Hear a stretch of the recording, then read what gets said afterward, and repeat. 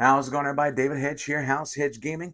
And in a few weeks' time here on the channel, we'll be holding a Dice Throne tournament to determine the first ever House Hedge Gaming Tabletop Champion. Now, full details will be coming up at the end of February, early March before the tournament begins. But in short, each player was given a chance to choose one character as their team captain. The other three characters on their team were chosen at random. Now, each player was able to substitute one random character for another random character. And everybody has already done this except, well, me. You see, this is my channel. This is something that I've been doing for almost 5 years now. And I don't do much as far as like mess with gameplay or anything. But in this one instance, I'm going to make a decision that I get to choose a character to sub off of my team that was chosen at random. But I'm going to make it fair because I'm going to use a character I haven't used yet. You see, as of right now, I have Santa Claus on my team, and though he is a heavy hitter, I want to brew up something special for this tournament. I want to make sure I cause a little bit of chaos. So move over, fat boy! Santa Claus, I'm sorry you're off my team, and that means my card will be temporarily revoked from the Santa's chapter 834926331, and that's perfectly fine because now I have the Alchemist on my side. The Alchemist is a brand new character from Dice Throne and Roxley Games. It's the first solo character to be sold, and I was able to find this at the Game Preserve in Indianapolis, Indiana. And if you want to check out their store, I'll include a link in the description below so you can see what all they offer, and it's a great location. If you're in the Indianapolis area, definitely check them out. But I'm going to get to the table, open this up, see what this will have in store. But this will not be hitting the gaming table until my first match when I choose to use the Alchemist. So I need to see what kind of potions and concoctions that we can use in the gameplay for this one. So let's get to the table, unbox this, and see what's inside. All right, here we go. The Alchemist, Become Your Hero. From the collectible tabletop game, I'm really excited to see what they have in store with doing these new solo characters because it does give people a lot of versatility if you just want one character instead of like a roster of 4 or 6. So this will give players a good entry point into the game. I wasn't able to get the pack to where I can get like the sleeves and the tokens and everything, but you know what? I can pick that up later. I'm excited to see what this has. But let's go ahead and open this up and see what we have in store.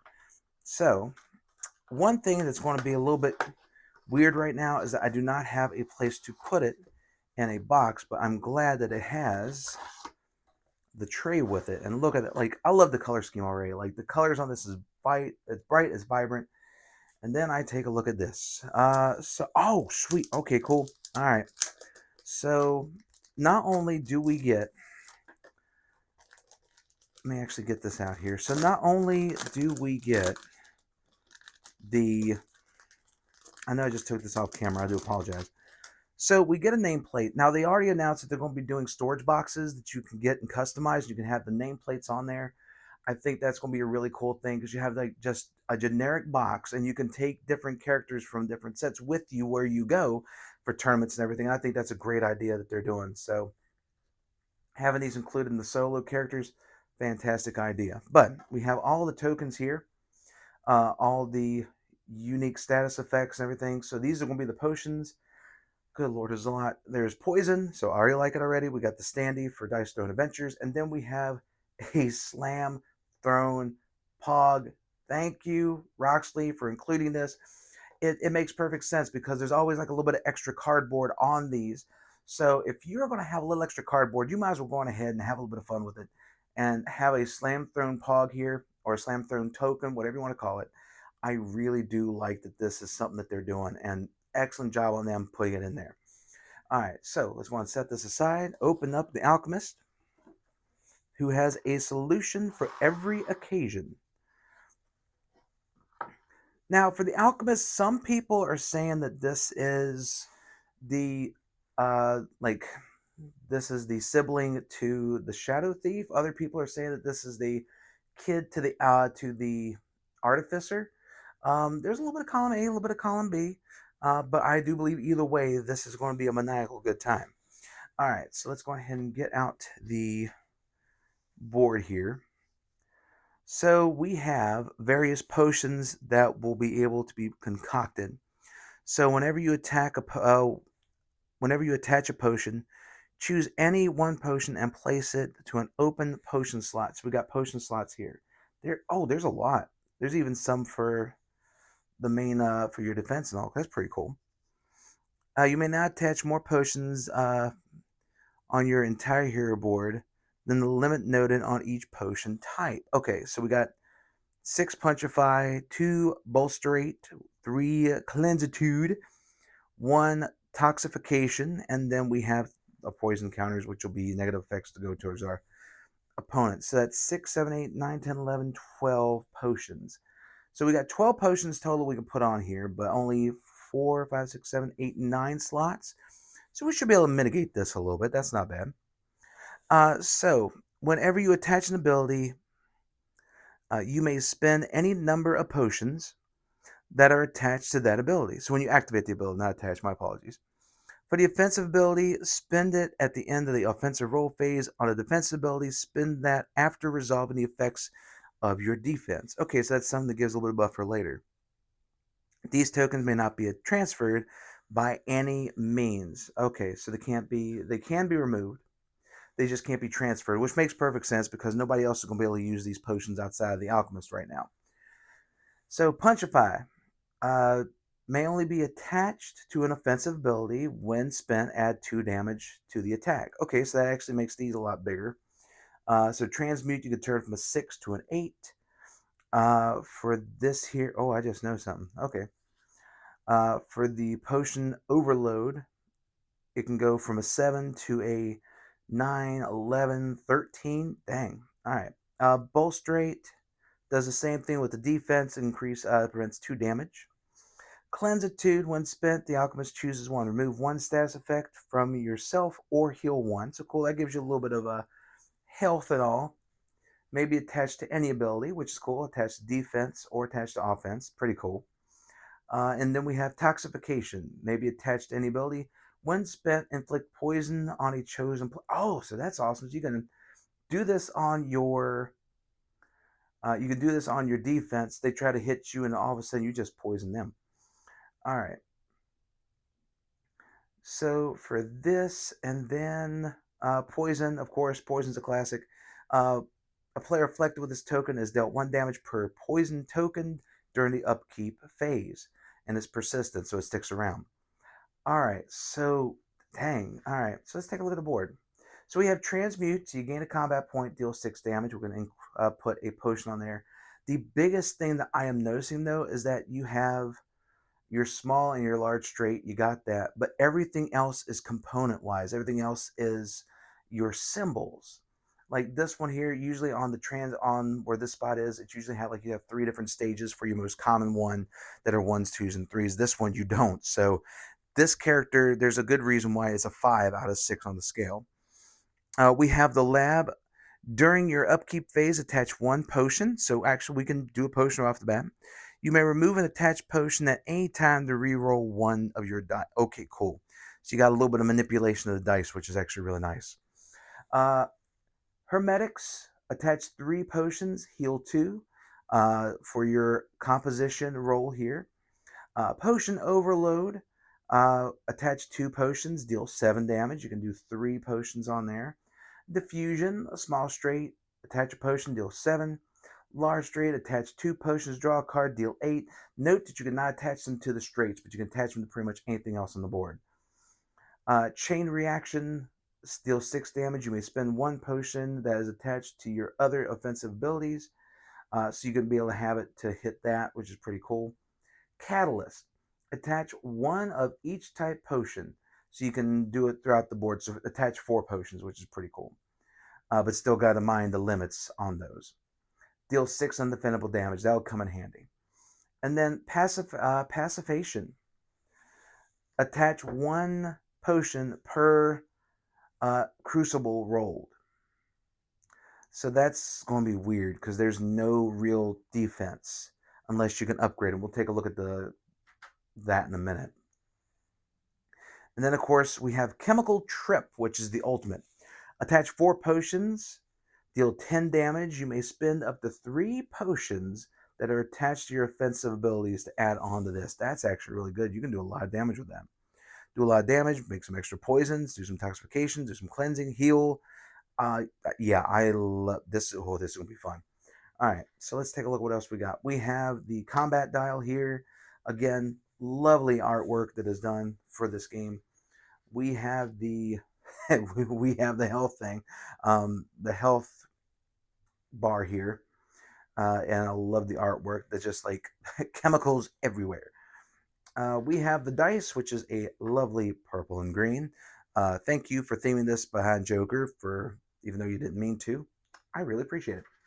And now let's take a look at this. And also, there's not really any excessive plastic. There's just this is wrapped up in a piece of paper here. Let's peel this off. We, of course, have our turn order on the back. Still has a damage type chart. Thank you for that once again, because that's going to come in handy for our tournament. Let's take a look we got. We have Girded. You may perform an additional roll attempt of up to 5 dice during the defensive roll phase. If you do not roll any crucibles with your defense, prevent 2 damage. Okay, so this gives you a little bit for 1. That's not bad. We have Potion Explosion. Play only after being attacked. Remove up to 2 attached potions, then deal 2 damage per potion removed. Okay, so that's like, hey, you attacked me, chemical reaction happens. Well, that's actually reaction happens there. But you hit some of the bottles, they blow up in your face. Life Extraction. Roll 3, add 1 damage per... actually, that's the same symbol. So, per combustion, heal 1 per combustion. So, alright, pretty cool. Noxious. Add attached toxification. Okay. Transmogrify. Remove Cleanse 2 to remove a status effect token from a chosen player. So this will help during the campaigns and everything, which isn't bad. Then we have Tonic. Remove Purify or Punchify to deal 3 damage to a chosen player. Gives a little extra oomph. Potion Master. Attach 1 of each type potion.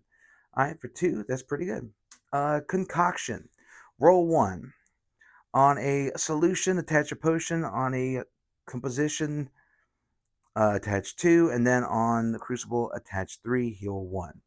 Alright, I'm pretty cool with that. Chemistry. Remove 1 attached potion. Then attach 3 potions that are a different type from the one you just removed. Okay, so this, if you take out Punchify, which is your most common one, you'll be able to attach the other ones. Mutation. Remove up to 2 attached potions. You gain 2 combat points per potion removed. So that'll be able to help get you a lot of stuff going here later. And wow. I've never seen an upgrade where it costs 0. That's interesting. Alright, so Chain Reaction 2. Deal 7, and you may spend the potion to attack. Spend the potion like you would. So it adds a damage on there. Potion Overload. Increases the attached to 3 instead of 2. We can upgrade the passive? Holy crap. Okay. The passive.